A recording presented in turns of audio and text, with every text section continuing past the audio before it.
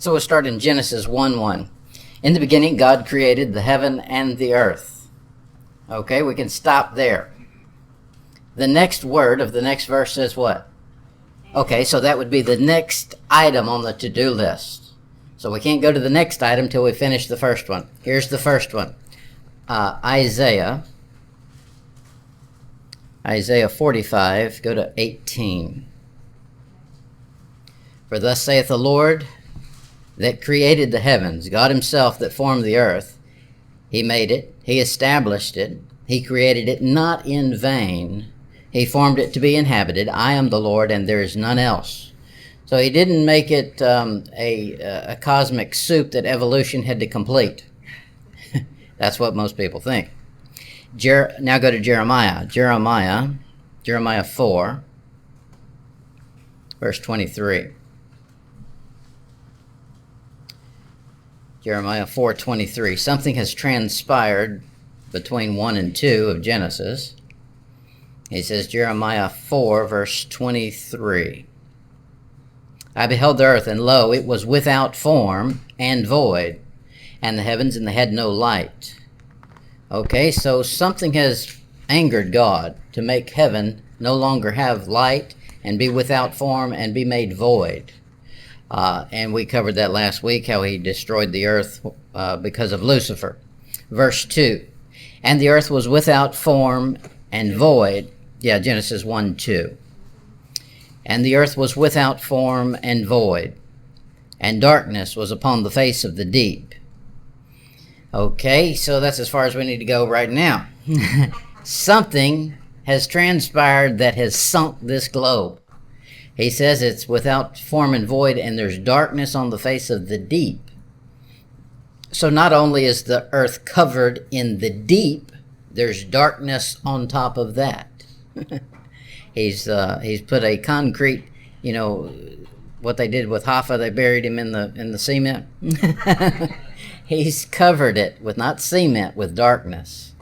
And then in case there was any questions on what the deep is, the end of the verse, he says, upon the face of the waters. So it's water, it's deep water.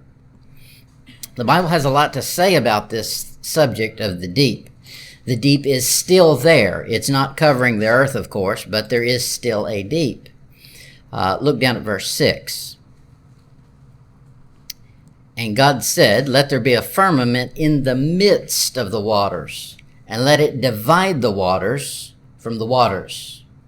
So what he did was he took the earth, and he says, he didn't yank it up out of the deep. He commanded the deep to split and go above and below. And there's an air pocket. We're in an air pocket. Where we live is an air pocket in the middle of a lake, a big deep. Exodus 15. I'll take you from the beginning of the Bible all the way through, and we'll cover the subject of the deep. Genesis 15, verse 8.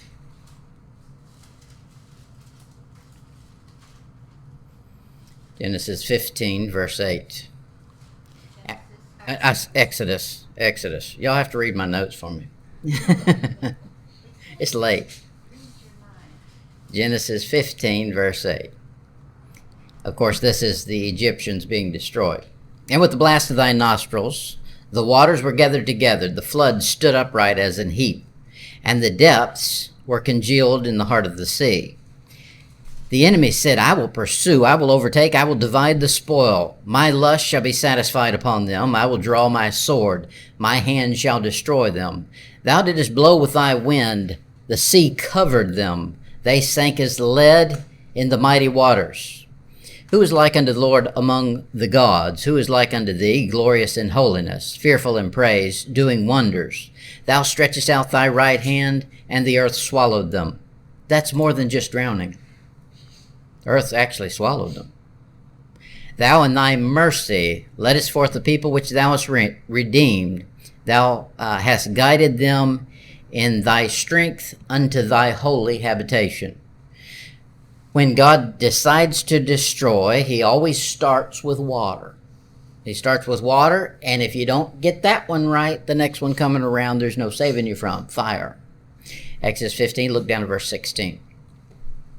Fear and dread shall fall upon them. By the greatness of thine arm they shall be as still as a stone, till the people pass over, O Lord, till the people pass over which thou hast purchased. Okay? If you're saved, you're going to pass through the deep. You're getting out of here. And you've been purchased. He says in Acts that he purchased the church with the blood of, Jesus purchased it with the blood of God, God's blood. Therefore, you're purchased and you're going out one day. And the way you get out is through that deep because it's above us. Look at it in Job 41.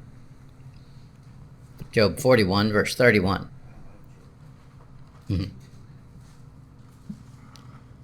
Job 41, 31. This is Leviathan. Job 41, 31. The deep is home to the devil. Verse 31. He maketh the deep to boil like a pot. He maketh the sea like a pot of ointment. He maketh a path to shine after him. One would think the deep to be hoary. Upon the earth there is none his like, who is made without fear. He beholdeth all the high things. He is a king over all the children of pride. Okay, we know clearly that's the devil. That's Isaiah 14, when he put voice to his pride and said, I will ascend and I'll be above God and I'll put my throne above his. That's pride. Psalm 69. Psalm 69.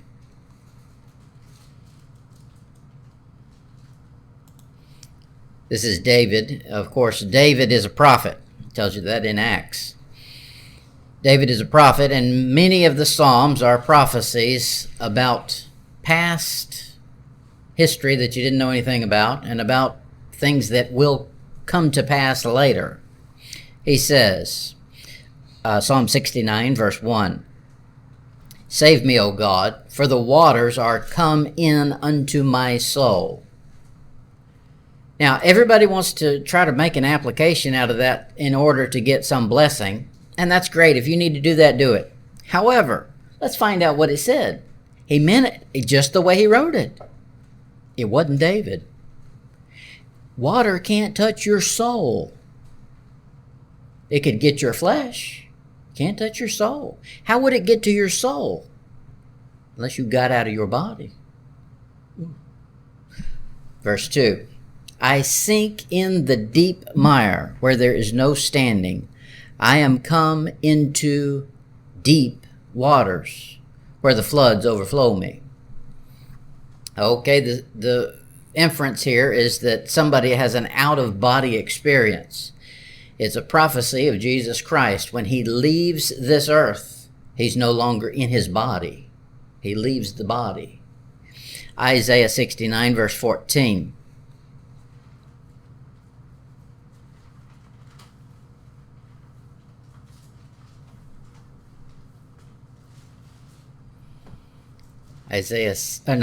Psalm 69, verse 14. Trying to get ahead of myself. Yeah, there's not. Psalm 69, verse 14. Deliver me out of the mire, and let me not sink. Let me be delivered from them that hate me, and out of the deep waters. There's that deep waters. Let not the water flood overflow me, neither let the deep swallow me up. Let not the pit shut her mouth upon me. The idea is this. When a person dies and goes to hell, they don't just go straight through the earth into hell. They go through a portal and go through the deep. Why? Because Lucifer's playing up there, and he's going to torment them all the way until they land in hell. Psalm 74. Psalm 74, verse 1.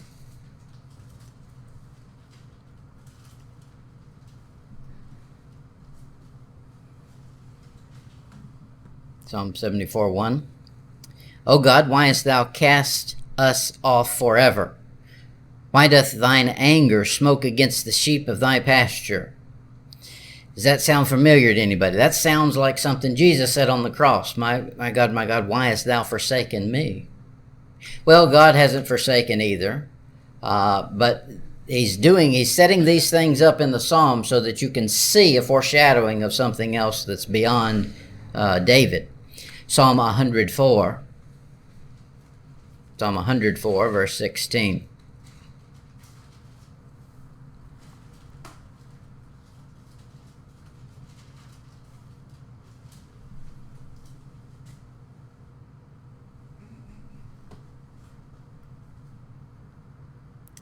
This is a long chapter. Let me see if I can shorten it for you.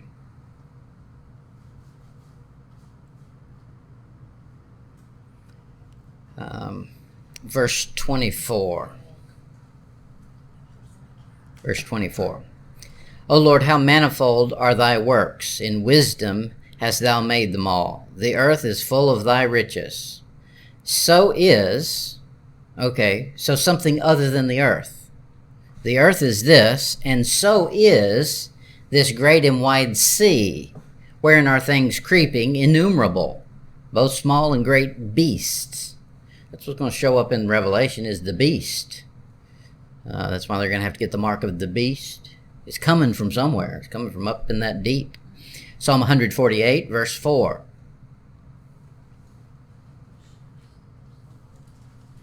Psalm 148, verse 4.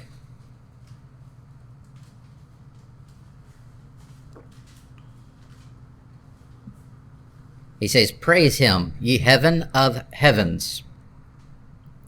Okay, that's a deep subject. We'll get into that one maybe next week. And you waters that be above the heavens. So there's water above us. If you got you a telescope and God would let you see, that's the problem, is he won't let man see. And you could see up through the first and second heaven. You could see the water up there, but we can't see it. He says there's water that are above the heavens. The first heaven is the air we breathe. That's oxygen. The next level is when you got so high that you can't breathe. There's a change in atmosphere. That's a second heaven. The third one is where God lives. Isaiah 27. Isaiah 27, 1.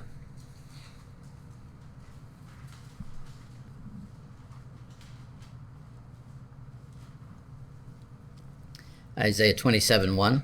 And that day the Lord with his sore and great strong sword shall punish Leviathan, that piercing serpent, even Leviathan, that crooked serpent, and he shall slay the dragon that is in the sea. Okay, that sea that it's above us. He told us in Job 41 that that's where Leviathan lives. He plays in that. That's the devil. He's the crooked serpent. Isaiah 43. Isaiah 43, verse 2.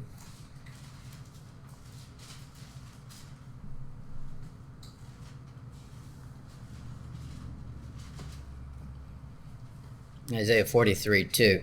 When thou passest through the waters, I will be with thee. And through the rivers, they shall not overflow thee. When thou walkest through the fire, thou shalt not be burned, neither shall the flame kindle upon thee. That is, God has the power to do what he's always done, divide the waters and get you through it. When we leave this earth, we're going up through water, because we're going to destination third heaven, not second. And there's a barrier between the second and the third, and it's water. So we've got to go through that thing somehow. And just like he did with the children of Israel twice, he's going to do it for us and open up the waters and we can pass through. Now, I believe that as we're doing that, the accuser of the brethren is not sitting idly by. He's chasing after us. But you got some supernatural protection like he's saying here. Isaiah 51. Isaiah 51, verse 9.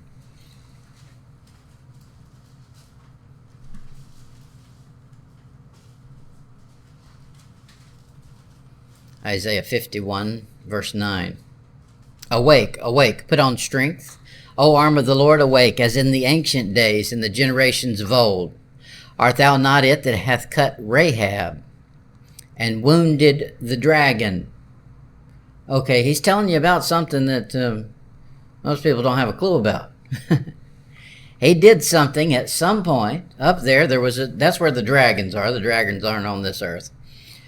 He wounded a dragon that's up there in that third heaven, or second heaven. And here's what he says, verse 10. Art thou not it which hath dried the sea, the waters of the great deep? Okay, we've seen the great deep. That hath made the depths of the sea a way for the ransom to pass over. Now, in type, he did it for the children of Israel twice. He dried up both the Red Sea and Jordan. And one day he's going to do it for us when we leave here. Verse 11. Therefore the redeemed of the Lord shall return and come with singing unto Zion.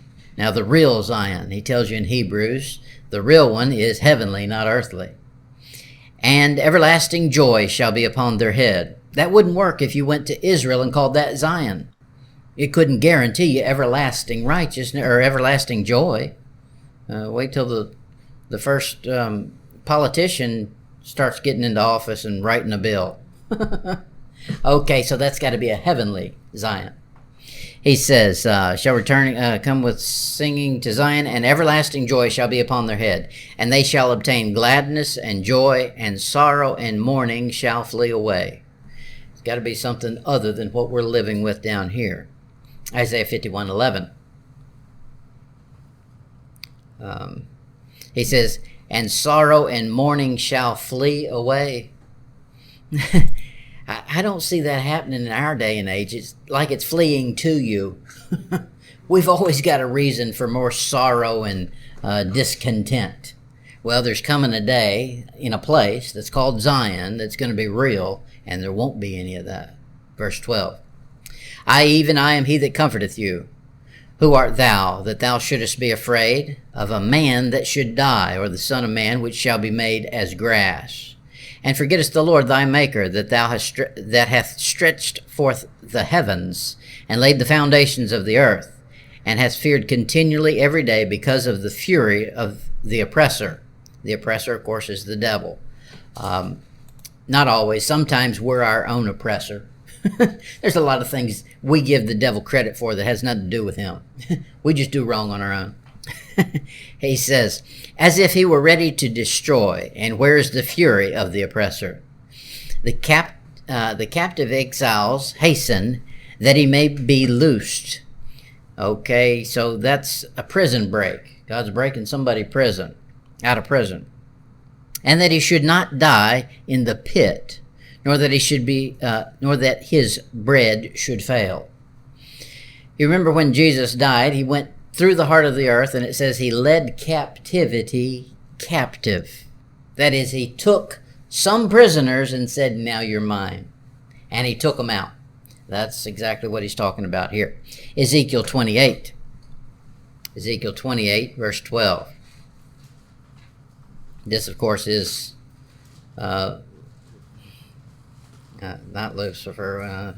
This is Satan.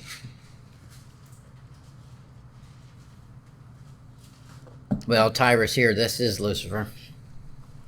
You find in Ezekiel 28, this parallels the passage in Isaiah 14 with Lucifer's fall.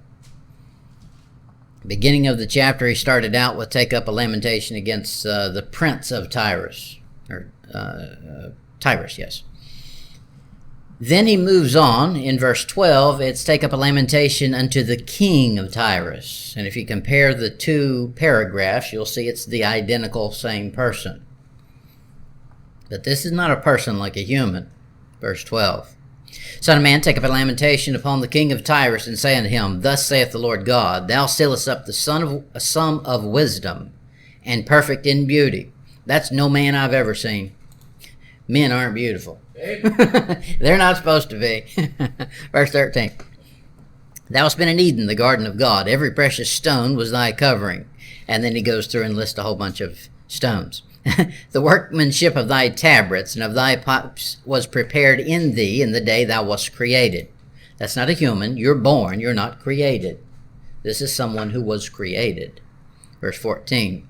Now it gets real clear. Thou art the anointed cherub that covereth, and I have set thee so.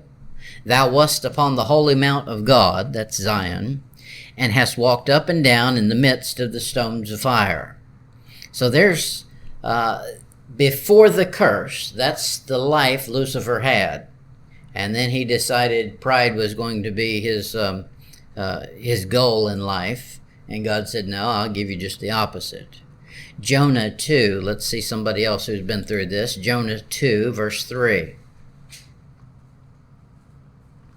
Jonah 2, verse 3.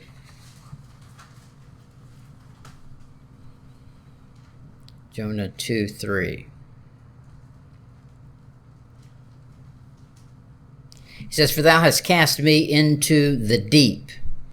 That's like we saw in Genesis 1, 2. The deep. In the midst of the seas, and the floods compassed me about. All thy billows and thy waves passed over me. He wasn't anywhere near all of that unless he died and went to the deep. You've got all these crazy nuts out there saying they died and went to heaven and they're going to tell you all about it. How about a book written from God to tell you about it? But how about this one? He died and went to hell. Came back and told you about it. Verse 4. Then said I am cast out of thy sight, yet I will look again toward thy holy temple. Okay, he was in the belly of a whale.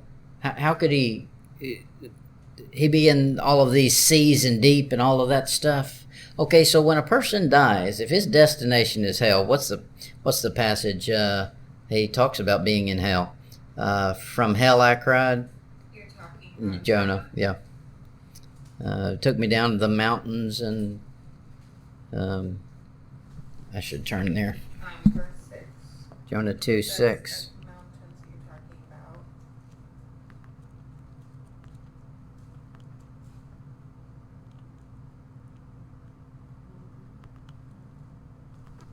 You see it there? Yeah, when Jesus talked about. Yeah, he talks about Jonah being 3 days and 3 nights in the belly of the whale. So shall the Son of Man be 3 days and 3 nights in the heart of the earth. Verse 2. And said, I cried by reason of mine affliction unto the Lord, and he heard me. Out of the belly of hell cried I, and thou heardest my voice. So obviously he went to hell, and he was crying to God. Now I'm going to give you some doctrine that's heavy now. He's an Old Testament saint who's out of the will of God. He's running from God.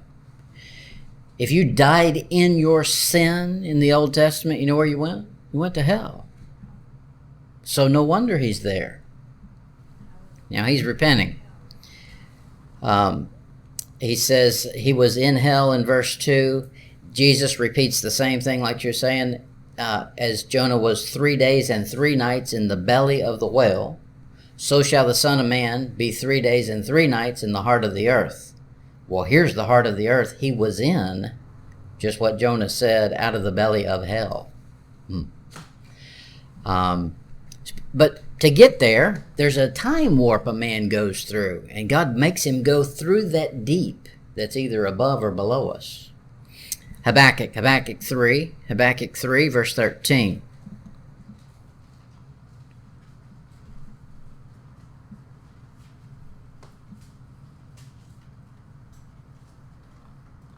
Habakkuk 3.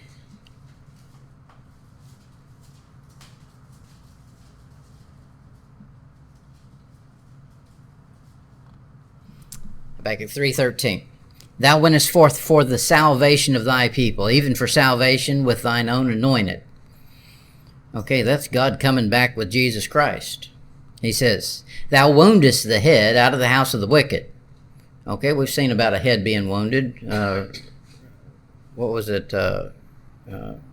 Rahab. Yeah. He says, thou woundest the head out of the house of the wicked by discovering the foundation unto the neck. Selah. Thou didst strike through with staves the head of his villages. Remember somebody getting a stave through the head? JL decided to put a nail right through Sisera's head. They came out as whirlwind to scatter me. Their rejoicing was as to devour the poor secretly. Thou didst walk through the sea with thine horses. There's one day God's coming through an actual sea with horses. We'll come with him. Through the heap of great waters, like we've seen the deep is. Verse 16. When I heard, my belly trembled. My lips quivered at the voice. Rottenness entered into my bones, and I trembled in myself, that I mightest rest in the day of trouble. When he cometh up into the people, he will invade them with his troops.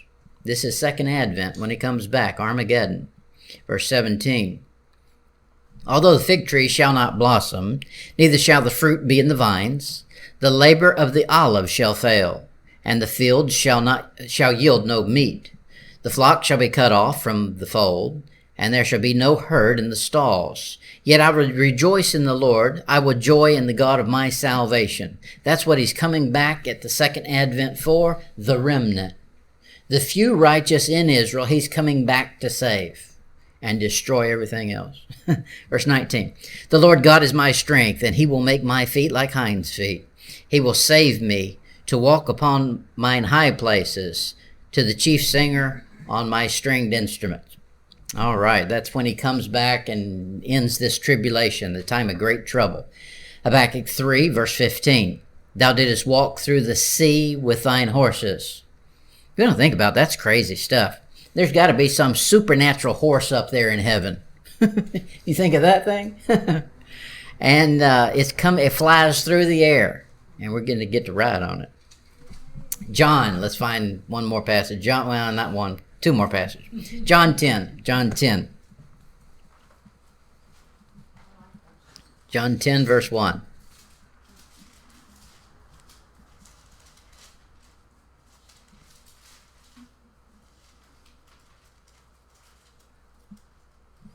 John 10, verse 1, but to get the tone of the passage, we're going to drop down to verse 7 first. Jesus said unto them again, Verily, verily, I say unto you, I am the door of the sheep. Okay, he's the door. Now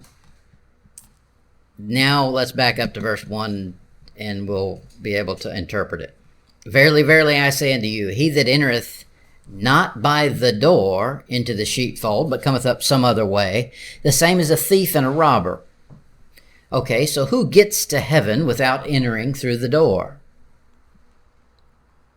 Obviously the devil does, because he's the accuser of the brethren.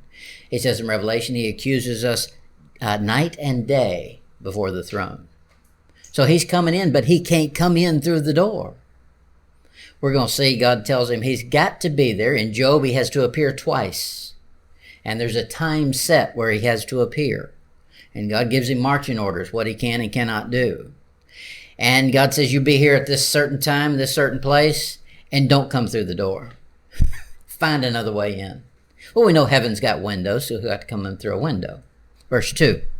But he that entereth in by the door is the shepherd of the sheep. To him the porter openeth, and the sheep hear his voice, and he calleth his own sheep by name, and leadeth them out.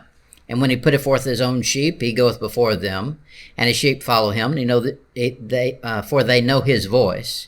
And a stranger will they not follow, but will flee from him, for they know not the voice of a stranger. This parable Jesus spake unto them, but they understood not what things they were which he spake unto them. Ever been there? Ask him for some information. Now he's going to explain it to them. He says, I'm seeing you're having a little trouble understanding what I'm saying. Now, I like it when this happens. That's why I like reading anything that he's taught around the disciples. Because the disciples are just as dumb as you and me. And he'll have to explain it to them. Verse 7. And Jesus said unto them again, Verily, verily, I say unto you, I am the door of the sheep. Verse 8. All that ever came before me are thieves and robbers. That's the description of the devil. But the sheep did not hear them. I am the door. By me, if any man entering in, he shall be saved, and shall go in and out and find pasture. The thief cometh not but for to steal and to kill and destroy. I am come that they might have life and that they might have it more abundantly. The opposite of Jesus Christ is the devil. I am the good shepherd. The good shepherd giveth his life for the sheep.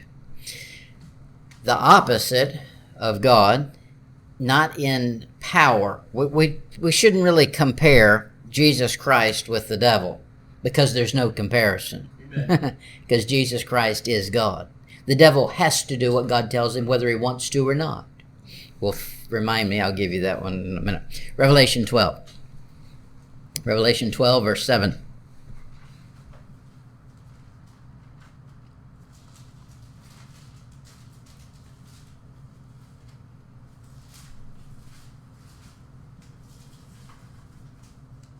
Revelation 12, verse 7. And there was war in heaven. That's in that deep where Lucifer is, or maybe in the throne room. Michael and his angels fought against the dragon, and the dragon fought and his angels. Okay, so the devil's got some angels. Always has, always will have. Verse 8. And prevailed not, neither was their place found any more in heaven. That is, God says, get out of here. I'm putting a deadbolt on the windows. You can't come up anymore. Verse 9. And the great dragon was cast out, that old serpent called the devil and Satan, which deceiveth the whole world. He was cast out into the earth, and his angels were cast out with him. This is future. This is the angels that will fall in the tribulation. Some have fallen in the past and are continually falling. And there's obviously a big bunch that's going to fall in the future. Remind me where we are, because we're going to take a little side trip. Genesis 6. Of course, when Lucifer fell, his angels fell with him. According to Jude, the angels which kept not their first estate.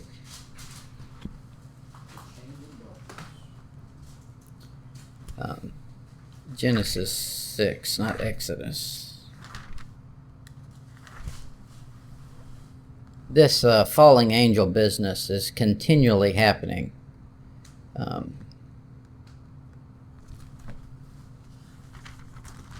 People say that God created man because he wanted a being to love him out of free will.